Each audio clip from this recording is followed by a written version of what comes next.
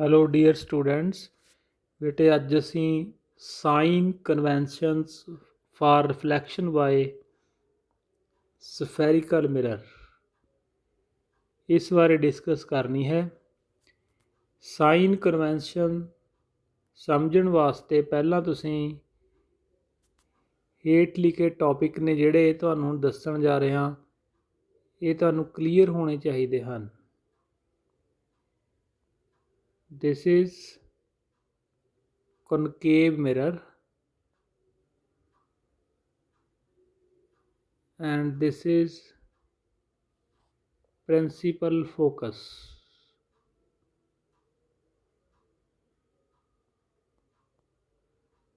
This is center of curvature and this point is pole. Principal axis ਦੇ ਉੱਤੇ 3 point ਹਨ: focus, centre and pole. Distance between pole and focus, this one, ਇਸ ਨੂੰ ਕਿਹਾ ਜਾਂਦਾ ਹੈ ਐਫ, ਫੋਕਲ ਲੈਂਥ। ਧਿਆਨ ਦੇ ਨਾਲ ਸਮਝ ਲੈਣਾ, ਇਸ ਨੂੰ ਕਿਹਾ ਜਾਂਦਾ ਹੈ focal length. Distance between P and C, pole and centre of curvature, ਇਸ ਨੂੰ ਕਿਹਾ ਜਾਂਦਾ ਹੈ ਰੇਡੀਅਸ ਆਫ ਕਰਵੇਚਰ ਆਰ। ਇੱਕ ਵਾਰ ਫੇਰ ਸੁਣੋ, ਪੋਲ ਤੇ ਫੋਕਸ ਦੇ ਵਿਚਾਲੀ ਡਿਸਟੈਂਸ ਨੂੰ ਕਿਹਾ ਜਾਂਦਾ ਹੈ ਫੋਕਲ ਲੈਂਥ। ਦੀ distance between focus and pole is called focal length and the distance between pole and center of curvature is r. Now ਆਪਾਂ ਬਹੁਤ ਸਾਰੇ ਇਮੇਜ ਫਾਰਮੇਸ਼ਨ ਪੜ੍ਹੇ ਨੇ, ਉਹਨਾਂ ਵਿੱਚੋਂ ਇੱਕ ਡਿਸਕਸ ਕਰਦੇ ਹਾਂ। ਸਪੋਜ਼ ਆਬਜੈਕਟ ਇੱਥੇ ਪਈ ਹੈ between centre and focus, between center and focus. This is concave mirror, principal axis, focus and center of curvature. Here is object AB. is the image बनाओ, any line coming parallel to the principal axis will pass through focus and any ray passing through the focus will become parallel to the principal axis. ਜਿੱਥੇ ਦੋਨੋਂ touch ਕਰ ਗਈਆਂ, ਇਹ ਕੀ ਬਣ ਗਿਆ? Image A dash B dash. So this is pole. Pole ਤੋਂ F ਦੇ ਵਿਚਕਾਰ ਜਿਹੜੀ ਡਿਸਟੈਂਸ ਆ ਉਹ ਪਹਿਲਾਂ ਦੱਸ ਦਿੱਤਾ, ਫੋਕਲ ਲੈਂਥ ਸਮਾਲ ਐਫ, ਤੇ ਪੋਲ ਤੇ ਸੈਂਟਰ ਆਫ ਕਰਵੇਚਰ ਦੇ ਵਿਚਕਾਰ ਜਿਹੜੀ ਡਿਸਟੈਂਸ ਆ ਉਹ ਰੇਡੀਅਸ ਆਫ ਕਰਵੇਚਰ। ਨਾਓ ਪੋਲ ਤੋਂ ਆਬਜੈਕਟ ਦੇ ਵਿਚਕਾਰ ਜਿਹੜੀ ਡਿਸਟੈਂਸ ਆ, ਦਿਸ ਵਨ,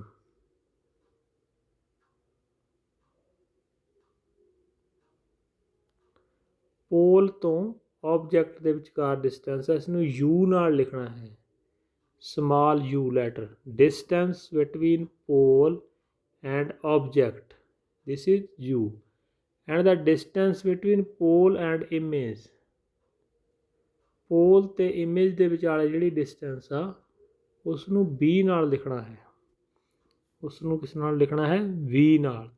ਇਹ ਚਾਰੇ ਜਿਹੜੇ ਪੁਆਇੰਟ ਨੇ ਤੁਸੀਂ ਨੋਟ ਕਰ ਲੈਣੇ ਆ।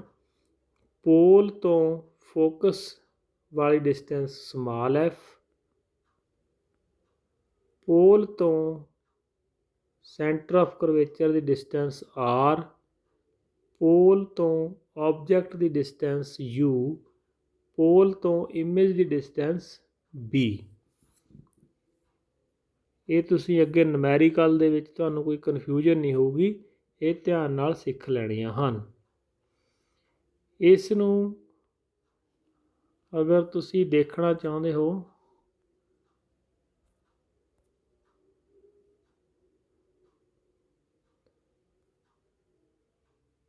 ਤਾਂ ਇਸ ਦੀ ਫਿਗਰ ਬੁੱਕ ਦੇ ਵਿੱਚ ਡਰਾ ਕੀਤੀ ਹੋਈ ਆ।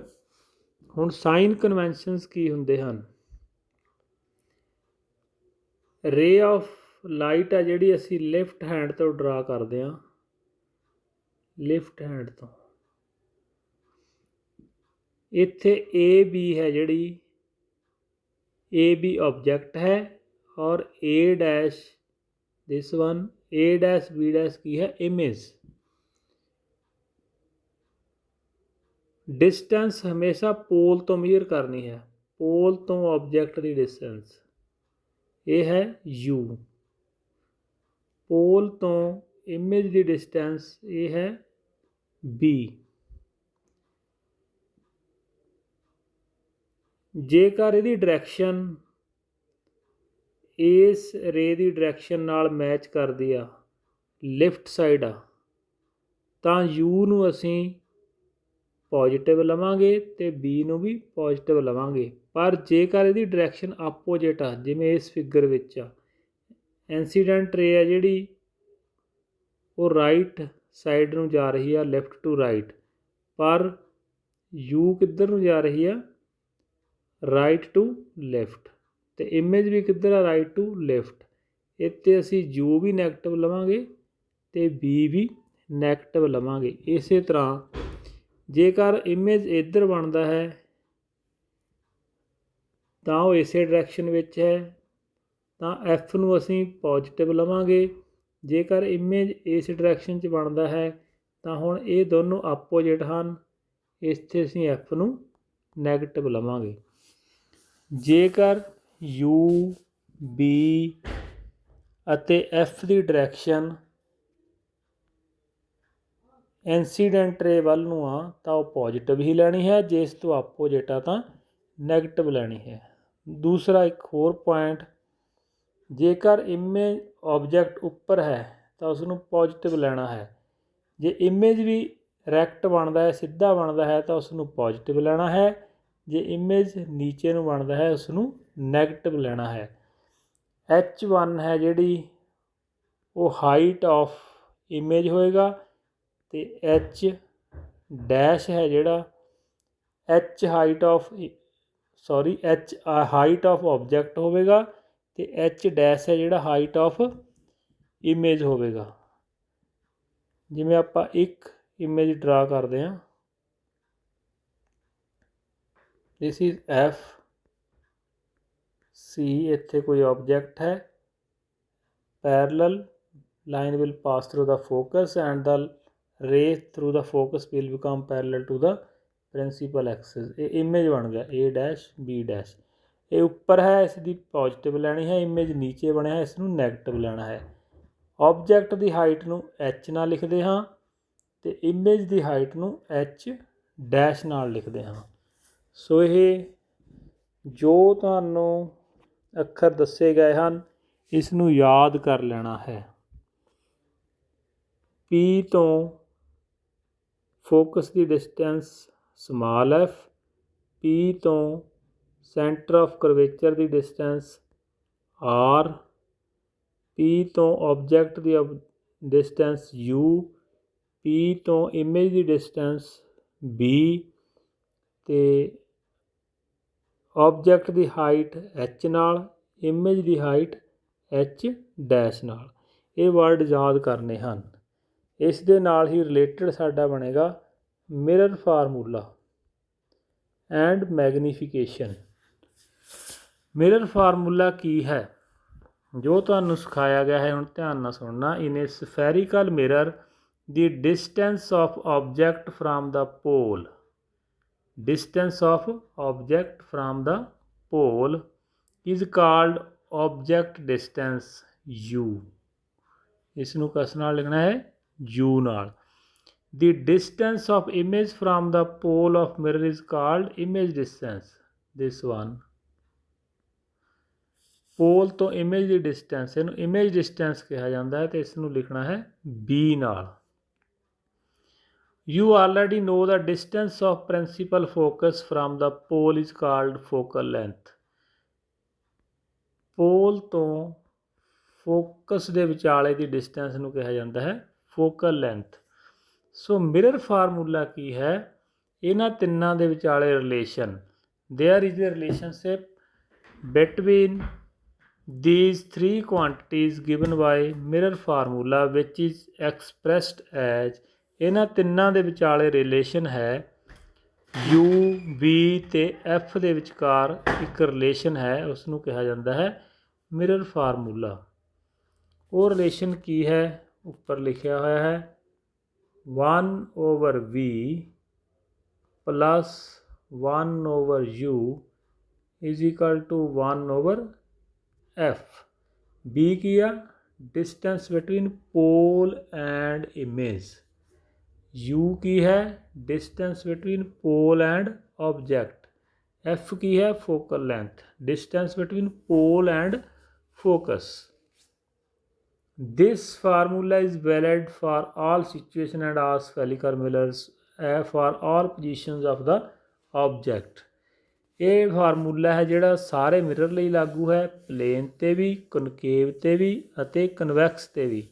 ਅਤੇ ਓਬਜੈਕਟ ਦੀ ਪੋਜੀਸ਼ਨ ਜਿੱਥੇ ਮਰਜ਼ੀ ਹੋਵੇ, ਚਾਹੇ ਫੋਕਸ 'ਤੇ ਹੋਵੇ, ਬਿਟਵੀਨ ਫੋਕਸ ਐਂਡ ਪੋਲ ਹੋਵੇ, ਬਿਟਵੀਨ ਪੋਲ ਐਂਡ ਸੈਂਟਰ ਹੋਵੇ, ਜਾਂ ਐਟ ਸੈਂਟਰ ਹੋਵੇ, ਜਾਂ ਬਿਯੋਂਡ ਸੈਂਟਰ ਹੋਵੇ, ਜਾਂ ਇਨਫਿਨਿਟੀ ਹੋਵੇ, ਕੋਈ ਵੀ ਡਿਸਟੈਂਸ ਹੋਵੇ, ਸਾਰਿਆਂ 'ਤੇ ਫਾਰਮੂਲਾ ਲਾਗੂ ਹੈ। ਕੀ ਹੈ ਫਾਰਮੂਲਾ? ਇੱਕ ਵਾਰ ਫਿਰ ਬੁੱਕ 'ਤੇ ਯਾਦ ਕਰ ਲੈਣਾ ਹੈ 1/v। v ਕੀ ਆ? Distance from pole to image, plus 1/u distance from pole to object is equal to 1/f। f ਕੀ ਹੈ? focal length between pole and focus। ਸਾਨੂੰ ਇਹ ਵੀ ਪਤਾ ਹੈ ਕਿ r ਕੀ ਹੁੰਦਾ ਹੈ? 2f। ਅਤੇ f ਕੀ ਹੁੰਦਾ ਹੈ?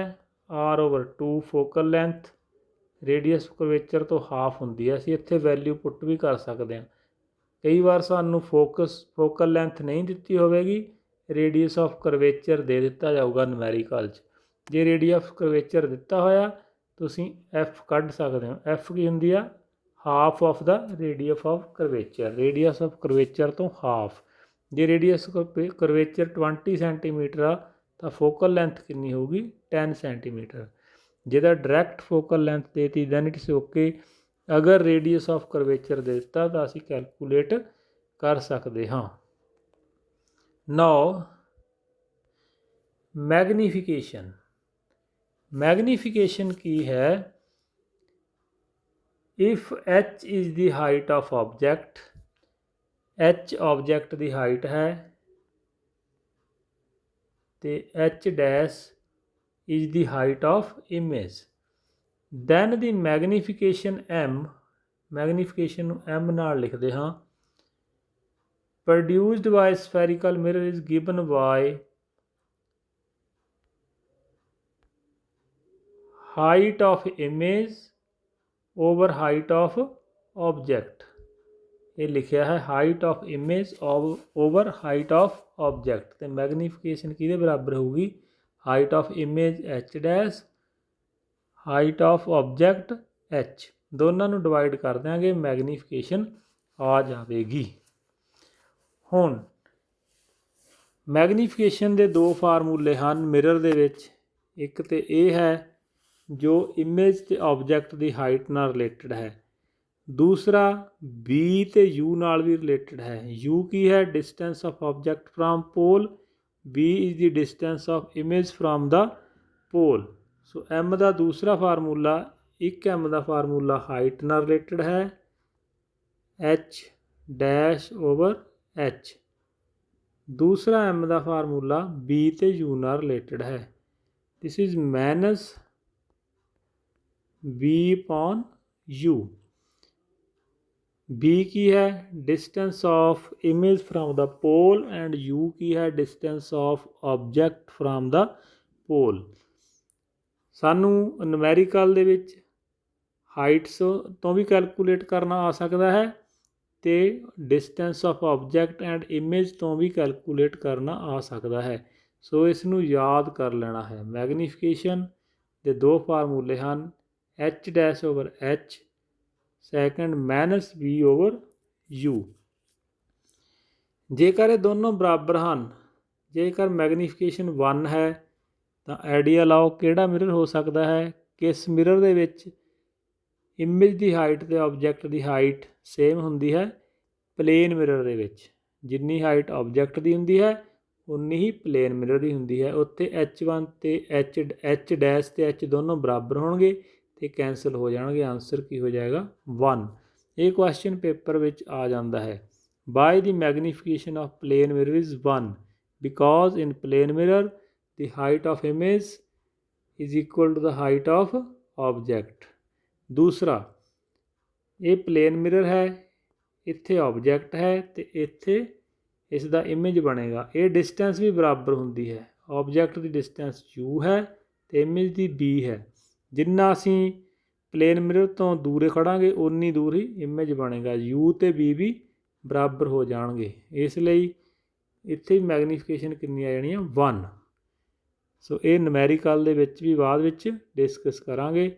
ਤੁਸੀਂ ਯਾਦ ਕਰਨਾ ਹੈ f ਕੀ ਹੈ, u ਕੀ ਹੈ, v ਕੀ ਹੈ, h ਕੀ ਹੈ, h ਡੈਸ਼ ਕੀ ਹੈ ਅਤੇ ਮਿਰਰ ਫਾਰਮੂਲਾ ਰਿਲੇਸ਼ਨਸ਼ਿਪ ਬਿਟਵੀਨ ਬਹੁਤ ਇੰਪੋਰਟੈਂਟ ਹੈ। Relationship between u, v and f is called mirror formula. ਇੱਕ ਵਾਰ ਫਿਰ ਯਾਦ ਕਰ ਲਓ 1/b plus 1/u is equal to 1/f where f is focal length, u is the distance of object from pole, v is the distance of image from pole, and magnification, it is the ratio of height of the image to the height of object.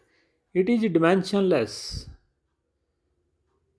or unitless, ਇਹਦੀ ਕੋਈ unit ਨਹੀਂ ਹੁੰਦੀ because it is the ratio of two similar quantities. because it is the ratio of two similar quantities. Metre ਹੈ, height h1 metre ਹੈ, ਦੂਸਰਾ ਵੀ metre ਹੋਵੇਗਾ, metre ਨਾਲ ਮੀਟਰ ਕੈਂਸਲ ਹੋ ਜਾਏਗਾ, ਇਸ ਲਈ ਇਹਦੇ ਯੂਨਿਟ ਨਹੀਂ ਹੁੰਦੇ। ਇਟ ਇਜ਼ ਯੂਨਿਟ ਲੈਸ।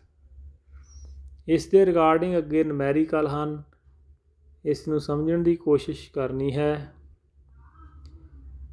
ਸਭ ਤੋਂ ਪਹਿਲਾਂ ਜੋ ਹੁਣ ਤੱਕ ਦੱਸਿਆ ਹੈ ਉਸ ਨੂੰ ਚੰਗੀ ਤਰ੍ਹਾਂ ਸਮਝ ਲੈਣਾ ਹੈ। ਨੈਕਸਟ ਲੈਕਚਰ ਦੇ ਵਿੱਚ ਇਹ ਨੂਮੈਰੀਕਲ ਸਮਝਣ ਦੀ ਕੋਸ਼ਿਸ਼ ਕਰਾਂਗੇ ਅਤੇ ਬੱਚੇ ਇਹਨਾਂ ਨੂੰ ਧਿਆਨ ਨਾਲ ਦੇਖ ਲੈਣਾ, ਸਮਝ ਲੈਣਾ, ਤਾਂ ਹੀ ਤਾਂ ਤੁਸੀਂ ਨੂਮੈਰੀਕਲ ਸੋਲਵ ਕਰ ਸਕਦੇ ਹੋ। Okay, thank you, have a nice day.